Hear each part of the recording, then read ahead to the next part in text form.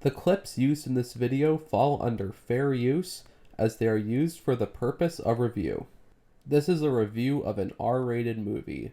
As such, it may contain depictions of fictional violence and gore. Additionally, this video contains spoilers for Firestarter.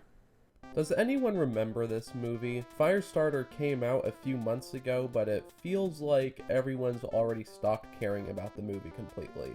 Personally, in my opinion, this movie deserved to be a meme more than Morbius. Firestarter is a complete and total failure of cinema, and I feel like not too many people know about it. So I'm gonna talk about it in this YouTube video.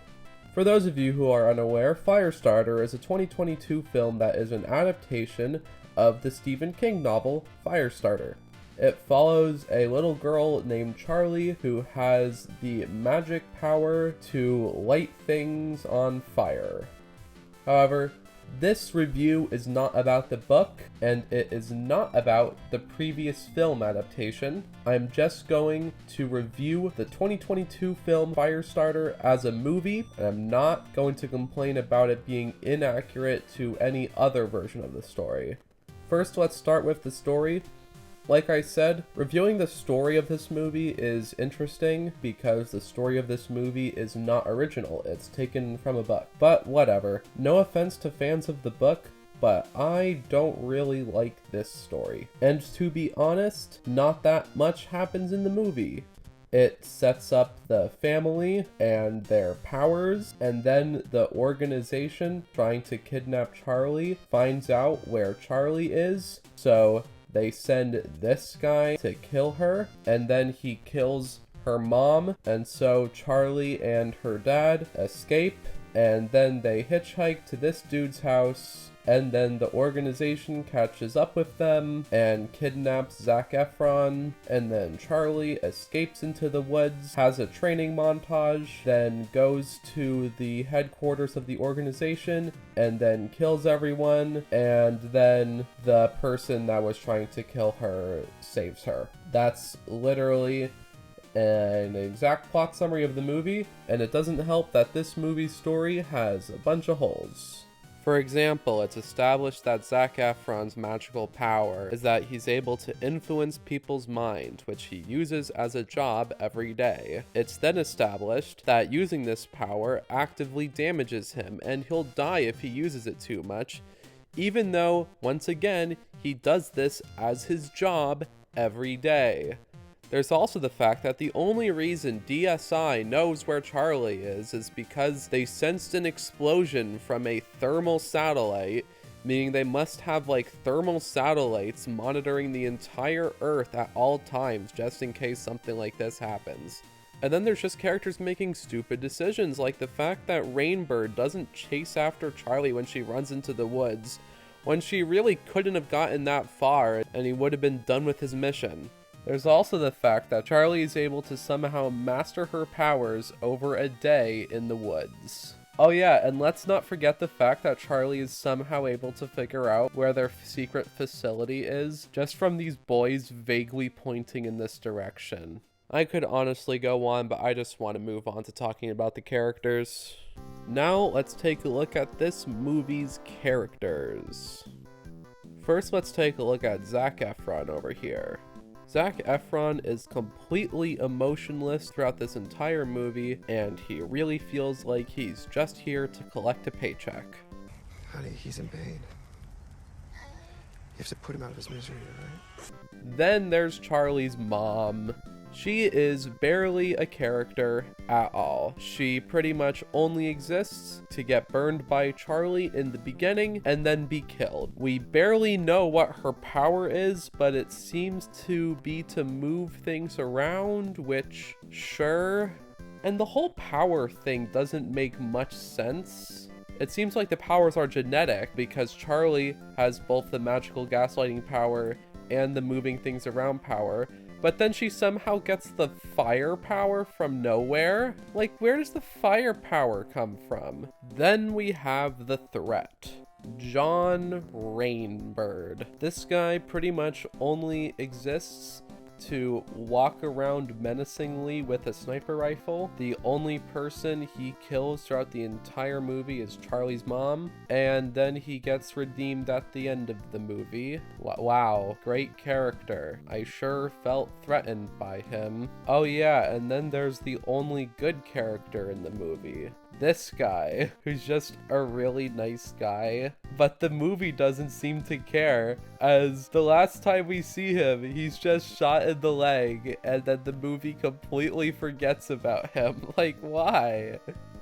It was the only nice person in this whole movie. And then he also has a sick wife who doesn't need to be in this movie at all. Like, she serves no purpose whatsoever other than for Charlie to have an emotional conversation with them because she can read her mind, question mark, question mark, question mark. And it's just really awkward. And then he gets shot in the leg and the movie doesn't care about him anymore. Oh yeah, and then there's Charlie herself. She's okay. It's not the worst child acting in the world, but it's not good child acting. I more so blame the script. Let's see, are there any other characters in this movie? I guess these guys? Who cares about them? So there's our wonderful cast of characters, everyone. I don't think I needed to tell you, the acting isn't good in this movie, like, at all. Please. Liar, liar. Pants on fire. Oh, I have to say, by far the worst offender is Zac Efron. Like, he really seems like he does not care throughout the entirety of the movie. No, we're very normal. Tell the nice man your name, sweetheart. Charlie? Why are you here? I came, I got your message.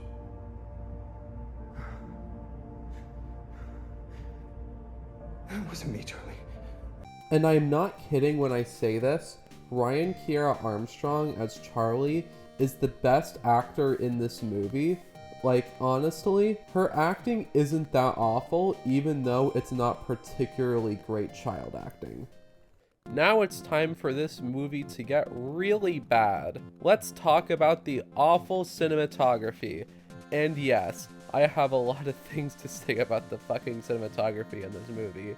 It's really bad. Like, this movie loves extreme close-ups of people's face for some reason, and they're blurry a lot of the times. And this movie just loves weird close-ups. Like, for example, let's take a look at one scene, the scene where Charlie gets scratched by the cat. So first you see a shot of the cat that's like a medium shot, and then it immediately cuts to this extreme close-up of Charlie's arm with the cat's paw on it. And this lasts for like half a second with some bad special effects. And then it cuts immediately back to a much wider shot. It just looks jarring at full speed. Like, just watch this.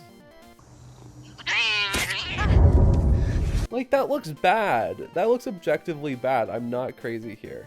And the movie is filled with weird blurry shots like this. I know whoever laid out these shots thought he was hot shit with his XCUs, but it just distracts you from the experience. It's so weird.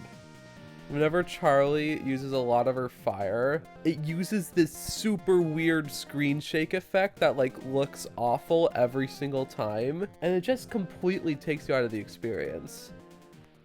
And now let's talk about the worst aspect of this movie, the special effects. Like, every time that fire appears in this movie, it looks awful. It looks really bad. Like, just look at this.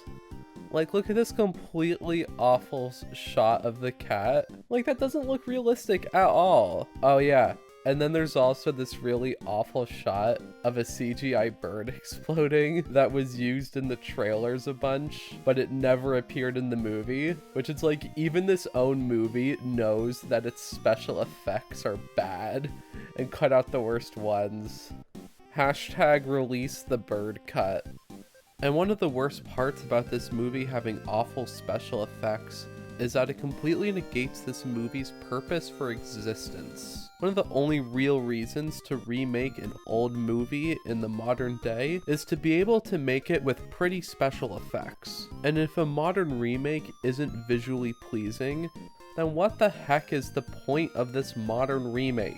And yes, I get that this movie had a small budget. I can understand that, but maybe they shouldn't have made a movie about people who have magic fire powers on a tiny budget. That's just going to result in a bad movie. And I would kind of understand if this movie was just a streaming release, but no, this movie had a full theatrical release in theaters. So I'm going to judge it as a theatrical release. Here's a compilation of awful special effects in Firestarter.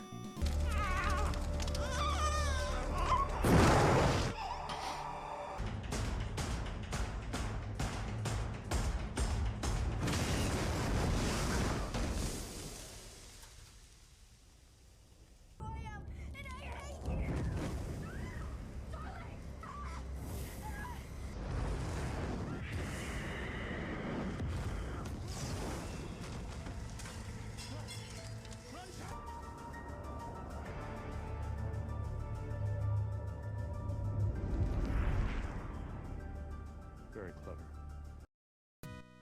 And finally, that brings us to the last and worst part about this movie. This movie is the worst horror movie ever made. And I double checked, yes, it's supposed to be a horror movie. Because what's the most important aspect of a horror movie? The threat. The thing that's trying to kill you. The only thing that's remotely threatening in this movie is Charlie. And she's the main protagonist, the person that you're following throughout the movie. So there's never any tension, never any drama. You never feel like the main character is in any danger whatsoever. The only thing that's trying to stop Charlie is this dumbass with a sniper rifle, and he barely does anything. It just makes the movie way too boring. This movie isn't scary enough to be a horror movie, and it's not thrilling enough to be an action movie. It just doesn't make any sense as a film. Legitimately. If you want to try to make a horror movie, watch this movie as the perfect example of what not to do. It's really that bad. This movie is a complete failure of cinema. It has an uninteresting story, boring characters, awful acting, horrendous special effects, and cinematography that makes me want to barf, as I have laid out in this video. However, I have a confession to make. I had a good time watching this movie, because when I watched it, I was watching it with friends and we were making fun of it the whole time, and that was a legitimately fun experience. So I guess this movie is good for something after all.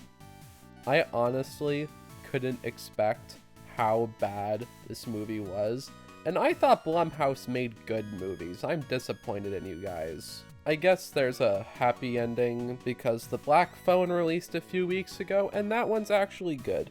You guys should go see The Black Phone. Thank you for watching. Goodbye.